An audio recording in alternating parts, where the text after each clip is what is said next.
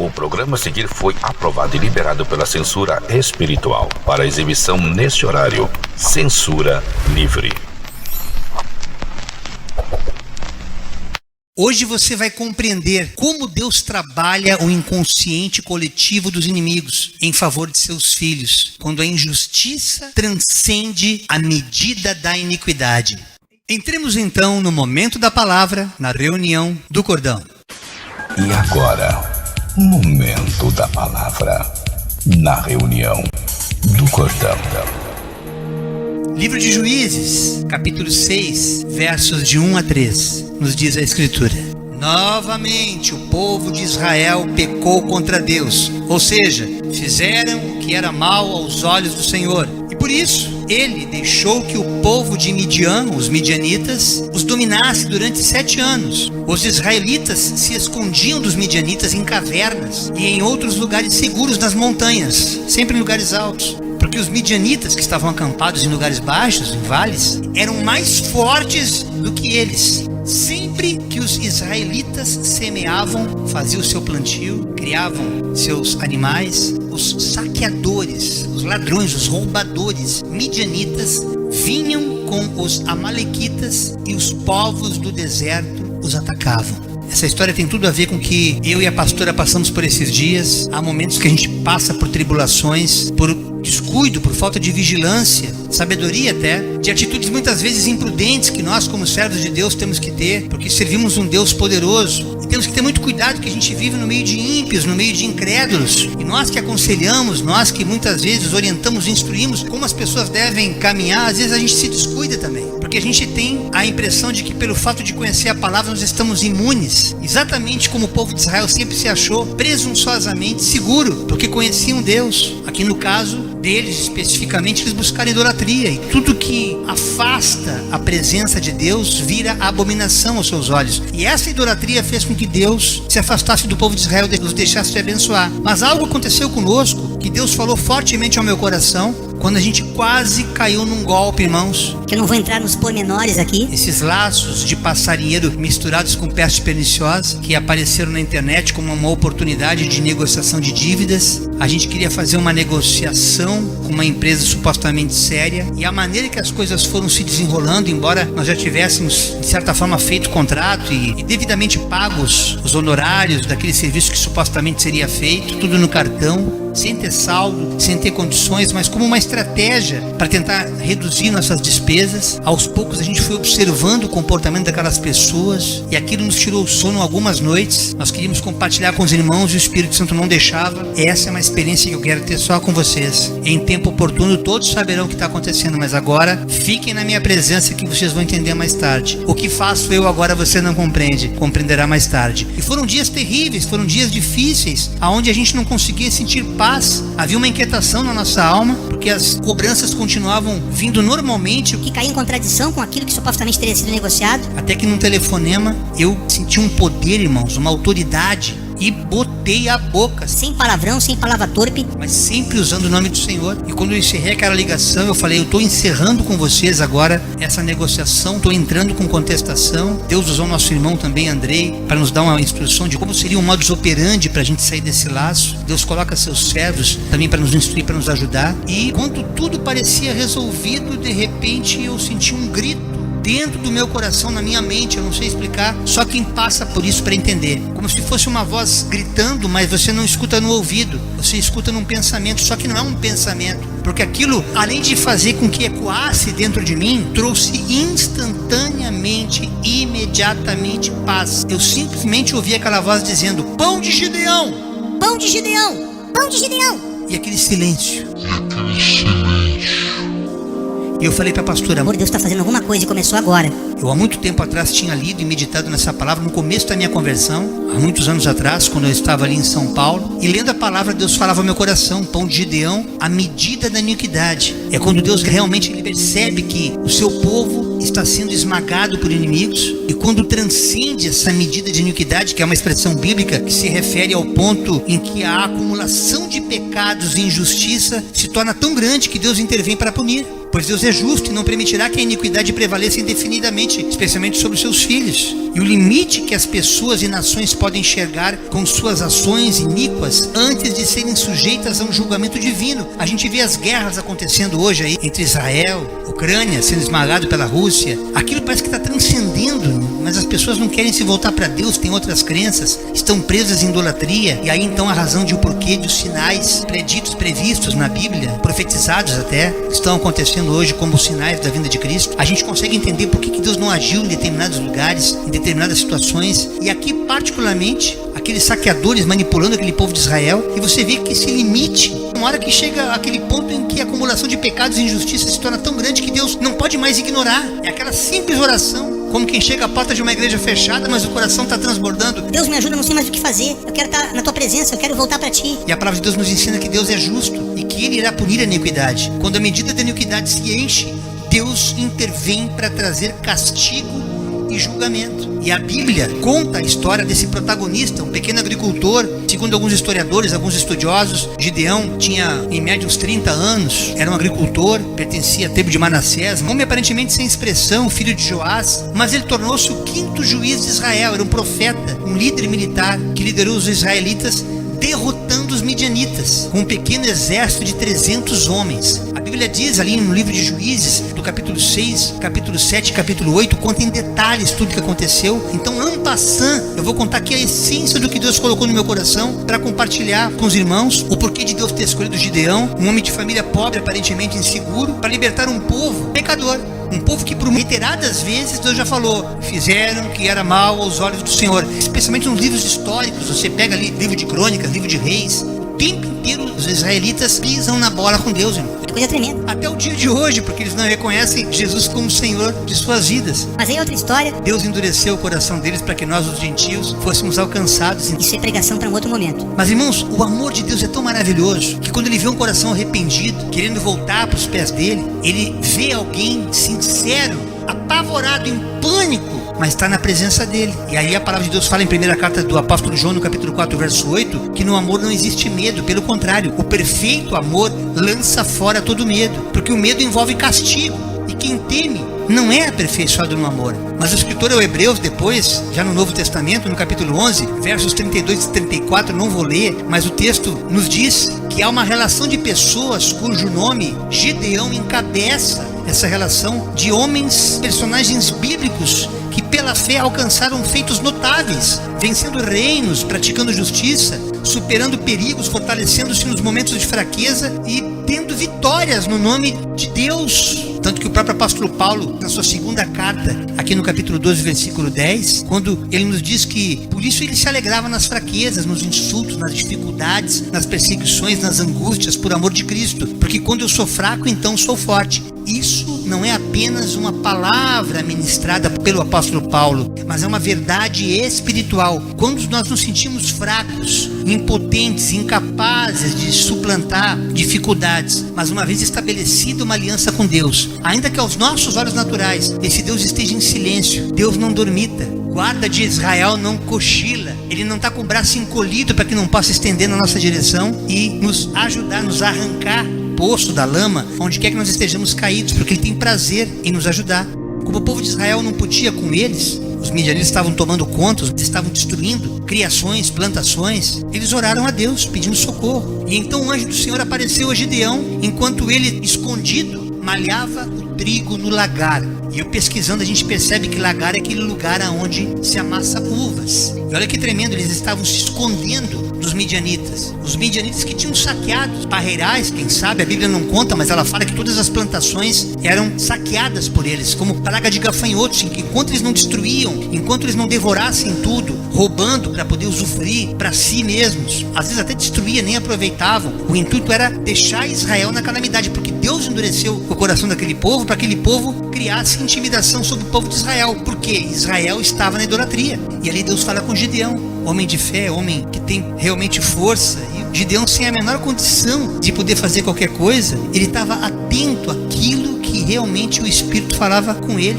mesmo trabalhando o trigo no lugar que se amassa uvas, porque ali jamais chegariam, sabendo que não é tempo de uva. O que alguém pode estar fazendo no lagar? Então era o lugar perfeito para ele poder amassar o trigo, fazendo o pão. E aí chega o anjo de surpresa e conversa com ele. E ele começa a interagir com aquele anjo do Senhor, explicando para ele Como se Deus não soubesse. o porquê daquele medo, o porquê daquele pavor. E mesmo se achando o menos importante da família mais pobre da tribo de Manassés, Gideão pede uma prova de que aquele que estava falando com ele realmente era Deus, porque ele estava tão desacreditado, como muitos de nós às vezes. O sofrimento é tão grande, as lutas são tão grandes que dá a impressão que Deus não nos abandonou. Pelo contrário, irmãos, toda a provação e privação que Deus submete os seus tem um propósito. Deus não dá ponto sem nó. Tudo que nós passamos, Por isso que todas as coisas cooperam, contribuem conjuntamente para o bem daqueles que amam a Deus. Se você está passando por tribulação, pede para Deus primeiro tirar a tua ansiedade, porque Ele só vai te pacificar quando tu entenderes o propósito desta prova. No caso deles, era por idolatria.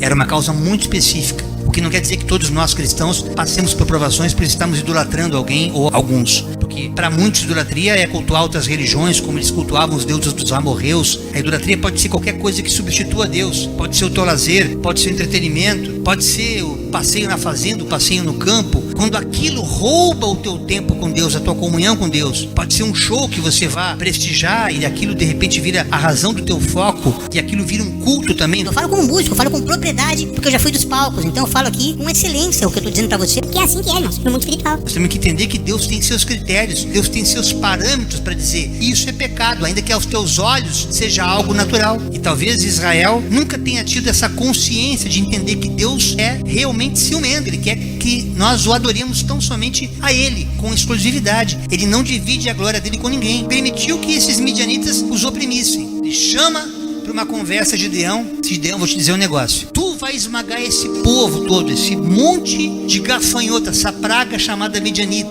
Camelos, homens, tudo, como se fosse um homem só. Eu já te dei a vitória. Muitas vezes a gente escuta isso e não acredita. Como assim te deu a vitória? Eles são muito maiores do que nós. Essas estruturas que estão aí hoje manipulando o mercado financeiro, esses golpistas profissionais, são estruturas muito grandes, irmãos. Mas às vezes com um grito, com uma trombeta, com um vaso estourando, você bota eles para correr. E a gente viu isso acontecer. Nós vivenciamos isso. E aí segue a história. Ele começa primeiro a falar com Gideão. É o seguinte, tu primeiro vai preparar um altar para mim. Gideão todo preocupado em saber. Como é que vai preparar esse altar? Meu pai tá servindo a Baal, a Deus Aserá. Que negócio é esse? Como é que eu vou fazer isso? Então ele prepara uma oferta para aquele anjo do Senhor, um cabrito, um pão sem fermento, traz para ele. Deus queima, mostrando que ele está consumando, ele está aceitando aquela oferta. Mas o Gideão, Depois que a pessoa sofre demais, ela vira meio Tomé, ela tem que ver pra crer. Ela não consegue mais crer pra ver. fica realmente fazendo prova de Deus. Se você é tu mesmo, que dá um sinal pra que eu possa realmente saber se é o Senhor. Eu vou fazer o seguinte, vou botar um novelinho de lã no sereno. Se amanhã esse novelo de lã acordar molhado, só ele, e todo o resto seco, eu vou saber que é o Senhor. E Deus cumpriu aquele propósito. E aí depois, no dia Senhor, não vai ficar chateado comigo, mas só mais uma provinha. Se é o Senhor mesmo, faz diferente. Molha todo o gramado em volta, toda a relva. Deixa só o novelo seco. Não deixa ele molhado como a noite passada que eu espremi, que eu preenchi um pote. Não. Eu quero ele seco e toda a relva em volta molhada. E assim Deus fez. E é tremendo, irmãos, quando no começo da nossa conversão ali em São Paulo, tudo que eu pedia para Deus, dava a impressão que Deus era meu servo. Porque ele era tão maravilhosamente amoroso, que ele fazia questão de se derramar, usando pessoas estranhas. Pessoas me abordavam dentro do supermercado. Eis que assim te diz o Senhor. Irmão, eu não tinha tempo de pensar que aquilo era coisa da minha cabeça. Ainda que família me dissesse, Tu tá ficando louco? Tu largaste uma carreira próspera, tava em Gugu, em Raul Gil, na mídia, em televisão. Como é que tu larga tudo isso pra servir esses crentes doidos? não tô servindo crente, não. Eu tô servindo um Deus poderoso que se revelou para mim. Eu já tinha conhecido todas as religiões, macumbaria, feitiçaria, tudo, mas não conhecia o Deus vivo. E aí Deus foi se revelando para mim como ele se revelou para Gideão, através dos sinais. Gideão tomou um posicionamento. Primeiro chegou e destruiu o altar que o pai dele tinha feito. Joás tinha feito um altar de Baal, pegou os empregados, botou abaixo, destruiu o altar dele, da deusa do poste ídolo Aserá. E no dia seguinte, aqueles fanáticos religiosos chamaram Joás, o pai do Gideão. Fiquei sabendo que foi teu filho que fez isso. Onde é que ele tá que nós vamos matá-lo? Isso aqui tu não vai matar ninguém, não. Joás certamente também já estava meio de saco cheio, porque estava fazendo oferta o tempo inteiro para Baal, para Aserá, e continuava sendo oprimido. Você que está aí em algum credo, alguma crença, Não aguenta mais rezar, acender vela, e a tua vida não sai do lugar, meu irmão, minha irmã. Bota esse altar abaixo. seja como Gideão, seja um Jerubaal, um destruidor, uma destruidora de altares, e constrói um altar para Deus no teu coração. Quero ver, sim, em menos de 7 dias, ele não faz uma virada na tua vida de 180 graus, como ele fez na minha ali em São Paulo, naquele dia 12 de outubro de 2005, às 13h20 de uma madrugada maravilhosa, que foi um divisor de águas na história da minha vida. E assim aconteceu com Gideão. Ele foi ameaçado. Joás, o pai de Gideão, falou: não, Vocês não vão matar ninguém. De quem é o altar? Não é de Baal? Não é da Aserá? Então que Baal, Aserá, que tome conta disso. E eles vão se virar. E não tem nada a ver comigo isso aí, nem a ver com Gideão. E Gideão, começando a ter mais convicção daquele chamado, ele vai se posicionando, ele constrói esse altar para Deus, onde chama o Senhor e a paz, se posicionou como um Jerubaal, que até seu nome mudou, porque ele teve essa ousadia de confrontar aqueles fanáticos religiosos. E aí a gente já vê que naquele mesmo tempo onde Moisés escreveu em Deuteronômio capítulo 6, verso 13, onde a palavra nos diz que não adorarás outro Deus, porque o Senhor é teu Deus. Deus não suporta adoração a outro Deus, irmãos. Mateus no capítulo 4, verso 10, a parte B, também nos diz a escritura: ao Senhor teu Deus adorarás, e somente a Ele servirás. Quando você começa a entender esse mistério, você vai se aperfeiçoando na presença dEle, sabendo que Ele é absoluto, que relativo é tudo mais, é o todo mais que você tem como meu Deus, como minha religião, como minha crença, e você aos poucos vai se santificando, se separando para servir esse Deus. Mas dúvidas habitavam o coração de Gideão quanto ao seu chamado, e Deus confirmando com sinais, irmãos, para ele ter certeza que ele era o escolhido. Ele separa um exército a pedido de Deus e começa a separar homens. E é tremendo que Deus vai tirando onda com a cara de Gideão. Esse humor que Deus tem, algo tão maravilhoso, como o humor que eu vi em Deus numa madrugada ali na casa de irmãos ali em São Paulo, quando eu e minha esposa, Deus tinha me revelado que a gente ia se casar. Eu conto o meu testemunho, caso os irmãos queiram conhecer mais aprofundadamente essa história, para não fugir da pregação. E eu brincava com a pastora Denise, dizendo: A gente vai se casar, meu amor, e tem que ser um lugar muito bom, porque afinal eu tenho os meus euros, eu tenho os meus dólares para guardar, tem que ser um lugar com cofre. Pensa num cara pelado, irmão, vivendo por fé. eu não fazia mais shows, eu não tinha mais renda, não tinha recursos. Meu casamento foi totalmente por fé, e Deus preparou tudo, uma lua de mel num hotel maravilhoso aqui na Serra Gaúcha, e por acaso naquele quarto, naquela suíte, tinha um cofre. Esse humor, essa coisa gostosa que Deus faz para participar, para compartilhar da nossa alegria nos momentos de vitória, nos momentos de alegria que a gente também tem aqui na terra. E aí Deus, para ele ter certeza que ele era escolhido, propôs situações para que ele separasse um exército. 32 mil homens se apresentam e ele fala: ó, os covardes, bota para correr, sem retaliação. E ele já falou: olha, vão ter que enfrentar aquela nuvem de gafanhoto que está lá embaixo. Isso aqui é suicídio, irmão, suicídio coletivo. Eram milhões, não eram milhares, eram milhões, é como praga de gafanhotos. Eu tentei procurar em todos os vídeos, não encontrei em lugar nenhum, nem por supostamente tantos mil homens ou tantos milhões. Eram incontáveis os midianitas que estavam naquele vale, com seus camelos. Era um povo extremamente grande e com um propósito de matar e roubar e destruir. Era o próprio Satanás ali, encarnado naqueles midianitas. E aí, ele prepara aqueles 32 mil homens. Deus: não tem muita gente, manda um povo embora. Tá, então, os 22 mil medrosos voltaram para casa. Dos 10 mil que ficaram, vai fazer uma prova com eles. Leva até o lago lá, manda beber água, esses que ficaram, e observa como eles vão beber. Aqueles que enfiarem a cara como cachorro tomando água, esses tu separa para um canto. E aqueles que forem se ajoelharem, se curvarem e levarem a mão na água, levando a mão até a boca e observando o que está à sua volta, esses tais você separa. Exatamente como Marcos capítulo 13, verso 33 nos diz: olhai, vigiai e orai, porque não sabeis quando chegará o tempo. Essa atitude de Gideão fez com que sobrassem somente 300 homens. Ele achou uma coisa fora da realidade, sabendo que aquele exército ao qual ele ia enfrentar não teria a menor condição com 300 homens. Fica tranquilo que eu vou te dar estratégia. Eu já te dei os inimigos na tua mão. Mas se tu tens dúvida, pega um dos teus empregados, vai até lá embaixo e escuta o que eles estão conversando. Irmão, é tão tremendo isso, que Deus manda ele tomar um posicionamento, uma atitude. Que a primeira coisa que a gente que tem Deus faz é sair daquela inércia, daquele ostracismo, e se posicionar em fé para enfrentar batalhas que Deus já nos deu. Batalhas jurídicas que muitos de vocês acham que é um advogado ou que é um juiz que vai te dar. Não, é Deus que vai conceder, porque Deus já havia trabalhado na mente daqueles midianitas. Veja por quê. Quando ele manda Gideão atacar o acampamento com os 300, mas se eles estivessem com medo, ele mandou levar um ajudante para espiar de perto o acampamento dos midianitas para ouvir o que eles estariam dizendo. 2 guardas do exército midianita conversam, ele está ali só espiando, né? O que eles estão falando? Os dois dois midianitas, dois amigos estavam conversando um com o outro, e um deles contava um sonho que ele tinha tido, que um pão de cevada estava rolando para dentro do acampamento. O acampamento deles ficava no vale, ficava como um disco voador, a gente fala na linguagem de hoje, voando, derrubou a barraca dos midianitas. E o outro, ouvindo aquilo, ficou aturdido, né? Ele falou: meu Deus, isso aí é a espada de Gideão. E aí ele disse: isso quer dizer que Deus entregou a Gideão todo o nosso povo e todo o nosso exército. Irmãos, isso aqui tem uma lição, tem um aprendizado tremendo, que assim como esses golpistas que tentaram nos ludibriar, como tantos que afrontam o povo de Deus, que está sempre tentando fazer tudo na santidade, na bênção, na luz, não nas trevas. Deus não está com seus olhos vendados, com o seu braço encolhido. Ele observando que eles já vinham fazendo isso de maneira retórica, de maneira sistêmica, roubando, matando. Era por 7 anos, estava esgotando já o prazo deles. Ao fim desses 7 anos, que eles não aguentando mais, pediram socorro a Deus. Ninguém fica incólume à maldade, à injustiça. Todos esses que, por mais que se ajuntem com outros, que naquela do vamos ver, vamos destruir, vamos arrebentar, que nem manada de bicho quando estoura, manada de búfalo, como esses estádios de futebol, que aqueles bandos que se reúnem, matam torcedores, tudo imbuído de uma raiva, de uma ira, que não é mais eles que estão fazendo aquilo, mas nas suas consciências aquilo fica conversando com cada um deles.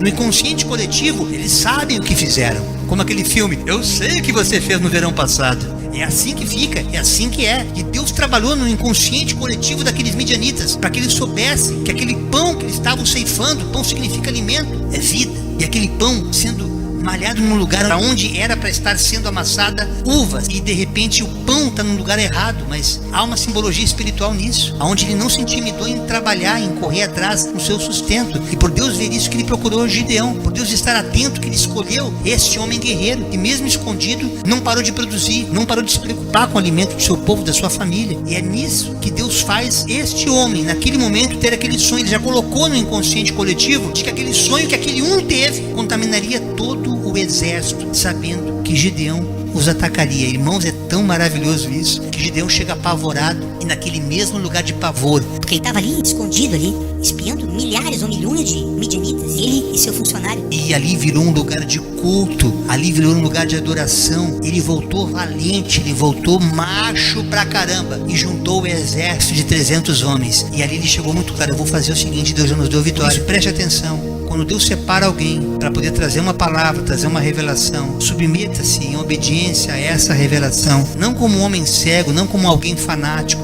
mas como alguém que reconhece o tanto que essa pessoa já foi provada para poder te abençoar, que é o que eu e a pastora temos passado aqui, junto com os pastores Salvador, André, Israel e Vani, as nossas auxiliares também que estão sendo provadas. Ouçam cada um desses que fala do amor de Deus para você, porque somos um corpo. Temos autoridade no mundo espiritual contra principados e potestades através de Cristo Jesus. E aqui ele chegou e falou: vocês façam apenas o que eu fizer, me imitem, observam, me obedeçam. Vocês imaginem isso no inconsciente coletivo de pessoas que já tinham aquela impressão de que alguma coisa... Sabe, eu tô com um mau pressentimento que alguma coisa vai acontecer de ruim. Chegou o tempo de ele mais uma vez exaltar Israel, como ele havia dito antes: eu já tinha libertado vocês do Egito, e vocês caíam em idolatria de novo, por isso que eu permiti que esse povo esmagasse vocês. Mas não era para ser assim. Muitas vezes nós buscamos coisas que desagradam a Deus, e outras situações que Deus permite que nós passemos por provações para nos aprimorar e passar esse ensinamento, passar esse conhecimento para vocês. De outra forma, eu jamais estaria pregando essa palavra hoje, certamente, a não ser que fosse por revelação. Ele volta para o acampamento e direciona as pessoas, e lá ele se posiciona um pouco antes da meia-noite, antes da troca da guarda.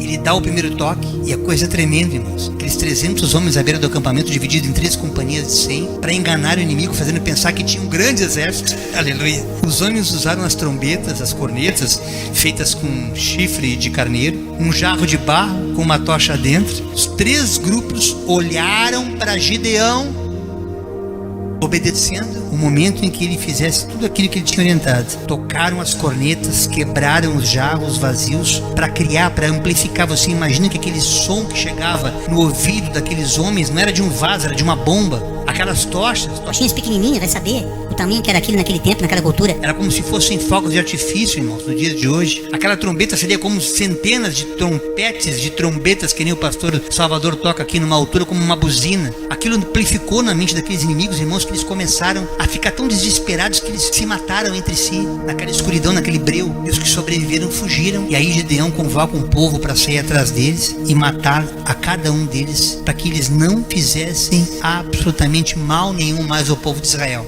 Mas algo que me chama a atenção, que está no capítulo 7, versos 21 de Juízes, que quando eles se posicionaram naquela volta daquela montanha, aquelas 3 legiões de homens, 100 cada, os 300, glória a Deus, o texto nos diz: cada um ficou parado no seu lugar em volta do acampamento. Então o exército inimigo fugiu, aleluia, gritando. Eu lembrei daquela palavra que está no segundo livro de Crônicas, que diz o texto que vocês não precisarão lutar nessa batalha. Tomem suas posições, permaneçam firmes e vejam o livramento que o Senhor lhe dará. Há lutas que nós vamos enfrentar na oração. Há lutas que nós vamos enfrentar e vencer, batalhas ganhas tão somente na consagração. Como esses momentos de oração que nós temos semanalmente, toda sexta-feira nos encontramos via WhatsApp, 19h30. É tão tremendo o que Deus faz quando você se posiciona em oração. E através daquela oração, o inconsciente do teu inimigo é tomado individualmente. E o inconsciente coletivo, quando a medida da iniquidade chegou no limite, aonde Deus não pode mais ignorar. Deus não pode mais ignorar a injustiça que está sendo feita sobre a tua vida essa noite. A oração que se faz nesse lugar, ou na tua casa, ou na casa de cada um dos irmãos, porque nessa noite há trombetas sendo tocadas no céu, há tochas sendo acesas no mundo espiritual e vasos de barro se quebrantando na presença dele, e os inimigos estão sendo colocados para correr no mundo espiritual. E todas essas causas que você diz como impossível, repute como vitória nessa noite, porque nós servimos o Deus de Lucas 1:37, que para ele não há nada impossível em todas as suas promessas. Eu encerro a ministração dessa noite deixando como uma lição básica, prática, que nós tiramos dessa história de Gedeão contada na Bíblia, onde ele nos ensina que mesmo com poucas forças, com dúvidas, medos, fé e coragem brotam no meio da calamidade, e através de um posicionamento, de uma atitude firme em obediência ao Senhor, Ele nos concede a vitória. Recebe a tua vitória essa noite, meu irmão, minha irmã. Eu profetizo na autoridade do nome que está sobre todo nome, aquele que está entronizado acima de principados e potestades. Ele, tão somente por essa palavra, assim como aqueles homens, aqueles 300 que ficaram parados, tão somente louvando naquela trombeta, naquele barulho que fizeram com aqueles vasos sendo quebrados. Hoje muralhas estão sendo destruídas, feitiçarias, encantamentos, magias estão sendo destruídas na presença desse Deus Altíssimo, e a tua vida está sendo renovada, transformada. Recebe essa palavra no teu coração e viva na presença desse Deus, sem idolatria, sem compartilhar Ele com nada, nem com homem, nem com coisas, nem com entidades espirituais que você reputa como minha santinha, meu santinho, meu Deus e minha deusa. Somente a Ele prestarás culto e Ele te honrará. E eu profetizo isso em nome do Deus Trino, Pai, Filho e Espírito Santo. Essa mensagem renovadora, transformadora, que Deus colocou no meu coração neste dia 7 de maio do ano de 2025, na reunião do Cordão.